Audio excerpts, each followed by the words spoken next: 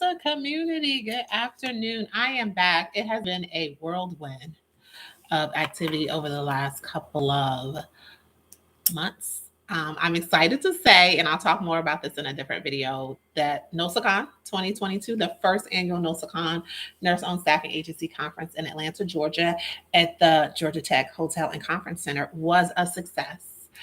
We had over 100 NOSAs come in from all over the United States, and we had an amazing time. So I'll talk more about that as well as some of the things that we have in store for you guys in 2023 because we're going to do it again and give you a chance to chime in and get some more information about trying to plan your conferences or the conferences that you would like to attend in 2023. So hopefully we'll be a part of that list. So let's get started. So I'm going to go ahead and jump into it. And this will be our first of a 3-part series again on a virtual assistants. One of the reasons I wanted to do a 3-part series on virtual assistants because they play a big part in my business and a lot of other NOSAs or even entrepreneurial types of businesses. I think over the pandemic, the last 2 years, that role of being able to work from home effectively has not only been very much highlighted, but shown that we can do the work. So the work is still getting done. It's still getting done at great levels. It's still getting done effectively, efficiently. And the people that are doing it enjoy it. So it kind of opens the doors of opportunities to start small businesses, even more so because you kind of have access to one of the big challenges that people have as entrepreneurs is time, resources, and talent. So being able to work with a virtual assistant allows you easier access to talent. So in this 3-part series, we'll talk about 3 different things. And today we're going to kind of talk about the role, like what is the role of a virtual assistant traditionally in healthcare staffing, and some things to consider if you're in the place where you are in your business where you're like, you need to add staff. And many times I tell people, do your self-assessment. Think about it. Are there repetitive tasks that you do on a daily basis, weekly, monthly basis that somebody else could do?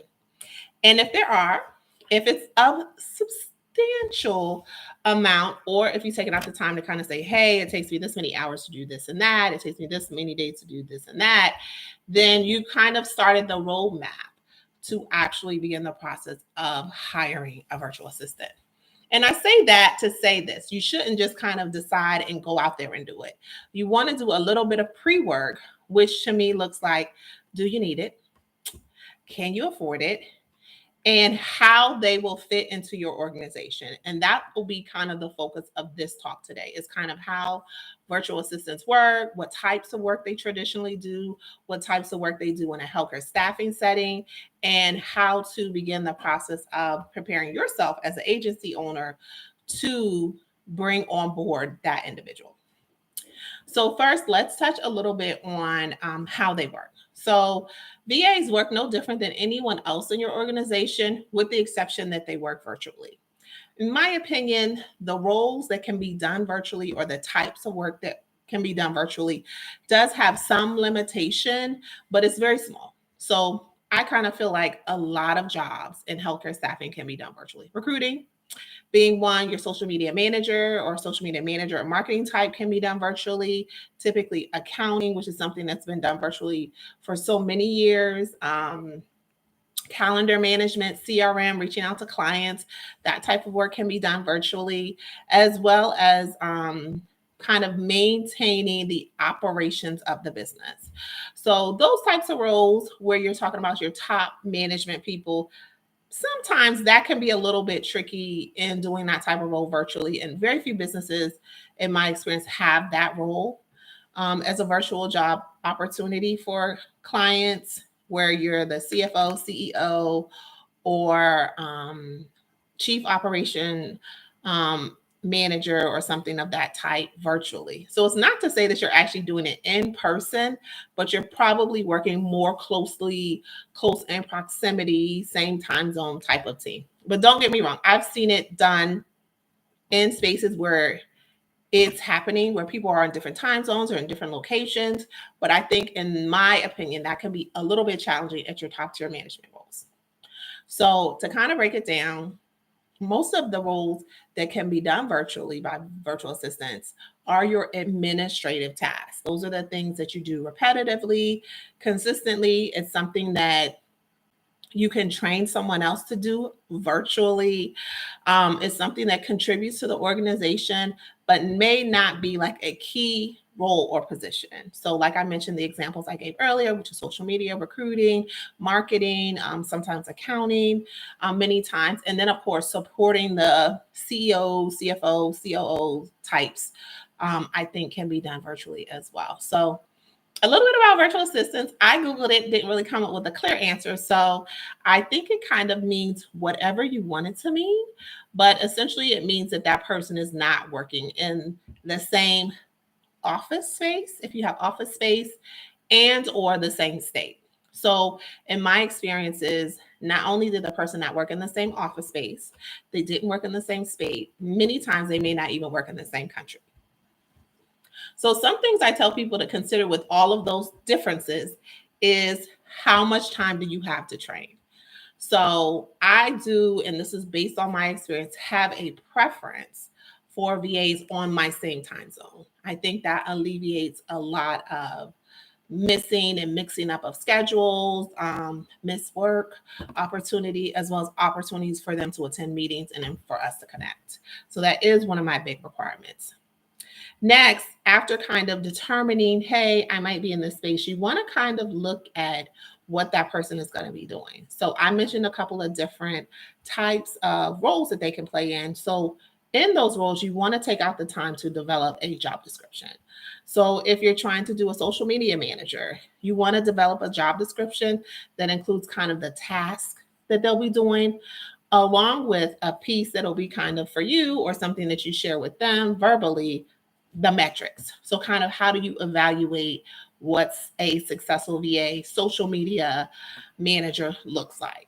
You know, they have all these different skill sets and they may be doing these specific tasks, but posting 5 times a day, getting us to this level or to the next level, or increasing followers or increasing awareness, or being able to edit videos in a specific time frame. That's a great way to create metrics so that you can know that that individual is hitting the intended goals and kind of giving you the contribution you want back to your organization. So that's really important. So you want to have a job description, and then you want to kind of have metrics to kind of say, hey, after 6 months, 9 months, after training, after these different touch points, these individuals have reached this specific plateau or different metric to say that they're on track to meet our ultimate goal as an organization.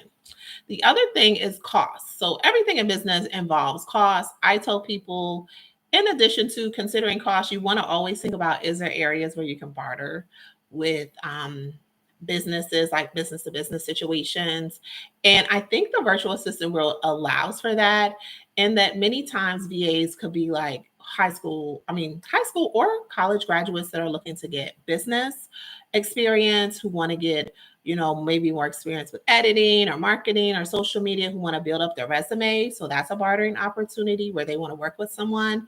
And then, of course, you want to look at ways to evaluate how much in your budget can you afford to bring a person on board. So when I talk about the intern piece, or high school, college graduates, or college people in college, those are great pools of candidates because many times they're looking for work experience. So the trade-off would be gaining the work experience for not being compensated, or being compensated, a little bit less. The other thing is determining, once you determine your need, right? You determine what they're doing, then you need to determine how much money you can contribute to having them be a part of the organization. And when you look at that, you want to think about your budget. So, like, if you're looking now and thinking to hire somebody for January 2023, you want to include the cost of that person into your budget. And honestly, this is a great time to do research. So you want to go out there to Google or other websites or this YouTube video to kind of get an idea of what's the price range for hiring a VA. And honestly, it can vary. And a lot of it's based on what you're having them to, and then whether they're based in the US or not, that's a factor as well. And then how much time you're going to have them work. I encourage people or nurses that are kind of in that space to always start off slow. And slow means to me part time. So the reason I say start out part time is that allows you to have them for, of course, a trial period, but less time to see if they're ready, one, to take on additional work, but also if they're a good fit in your organization. And some of that you can determine through the interview process, but many times it kind of takes you bringing them into the organization to see if that's a good fit. So, some other places you can look and find out information as far as costs include Indeed, LinkedIn, Google, of course.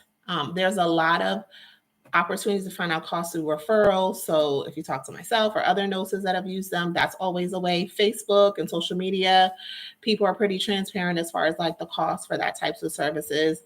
And then you always have to factor in if they're US based versus if they're outside of the US.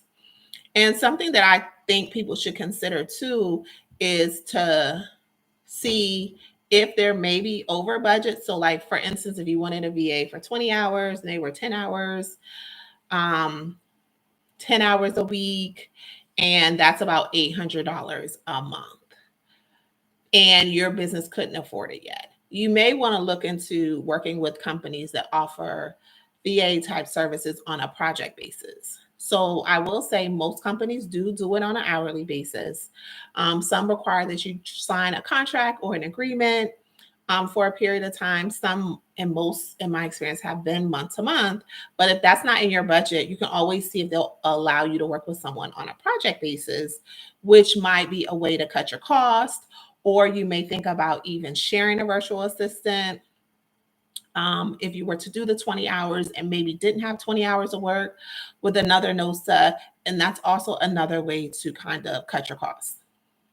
So assuming that the cost of your virtual assistant is maybe $10 to $12 per hour, and you come up to whatever that amount is that they'll be working part-time, whether it's 20 hours or less, then as you begin the process of bringing them into the organization, you really want to look at your organizational structure and your chart to kind of see where you want them to play, meaning who you want them to report with, who is the person that they primarily will be working with, and then who is the person that will actually be training them.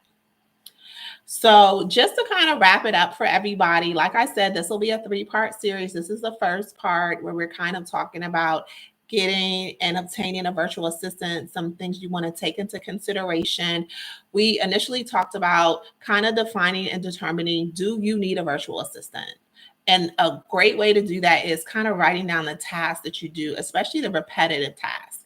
An example would be like somebody who's a VA that helps with email management or calendar management. If you're an individual that has a lot of appointments, somebody who may be doing like brand management or social media, if that's a big part of your business. And for us, all of those things were big factors. And then recruiting, like reaching out to applicants, placing phone calls.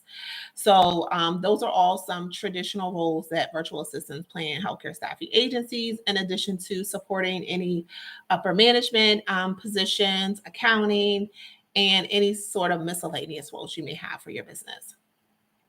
In addition to figuring out what you want the person to do, you want to write it down. So you want to create a job description that's specific to the type of virtual assistant that you're looking for.